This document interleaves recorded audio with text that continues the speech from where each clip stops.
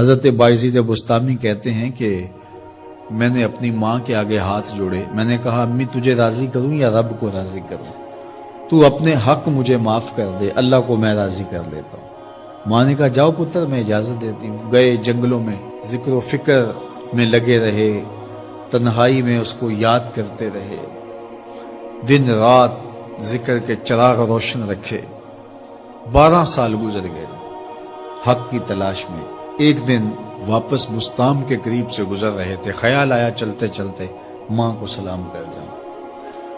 دروازے کو دستک دینے لگے تو اس خیال نے ہاتھ روک لیا کہ ساری زندگی ماں کو سکھ تو دیا کوئی نہیں، اب دکھ بھی کیوں دینے لگے ہو؟ رات کا ایک پہر بیت گیا ہے، سردیوں کی لمبی رات ہے، ماں بستر میں لیٹی ہوگی، تیرے لیے اٹھے گی، دروازہ کھولے گی۔ دروازے کے ساتھ ہی لگ کے بیٹھ گئے اور ساری رات کاٹ دی، اس خیال سے کہ ماں کو تکلیف نہ ہو۔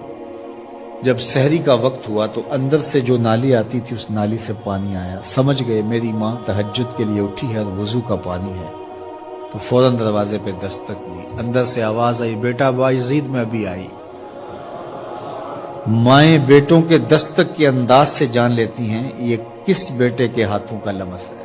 12 سال کے بعد آئے، دستک دی، کہا بیٹا بایزید میں ابھی آئی۔ ماں کی تو نگاہیں ہی دروازے پہ رہتی ہیں۔ اللہ اکبر۔ کہتے ہیں کہ ماں نے دروازہ کھولا، 12 سال جنگلوں کی خاک چھانتے بیت گئی تھی، پراگندہ صورت، بکھرے ہوئے بال، پھٹے ہوئے کپڑے۔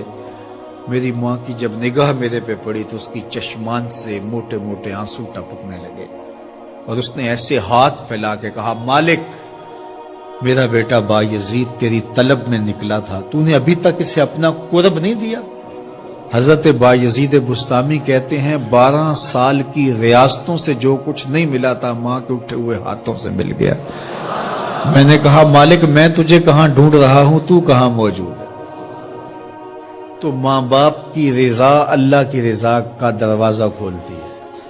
جن لوگوں کے ماں باپ ناراض ہیں اور وہ جا کے پیر صاحب کی خدمت کرتے ہیں اور میاں ماں کے قدم چومو، باپ کی ٹانگیں دباؤ، ان کی خدمت کرو، تمہارے پہلے مرشد وہ ہیں، ان کو راضی کرو، پھر کسی شیخ کامل کی صحبت میں آنا، دیکھو کیسے دل کی بند کھڑکیاں کھلتی ہیں۔ ایک مرشد تو ناراض کر آئے اور دوسرے مرشد سے تمہیں کیا ملے گا؟ تو راستہ یہیں سے کھلے گا۔ والدین کو کبھی ناراض نہ کرو، والدین کو کبھی دکھ نہ دو، والدین کو کبھی تکلیف نہ پہنچاؤ، اور والدین کو بھی چاہیے کہ اپنی اولاد کو اپنا نافرمان نہ بنائے۔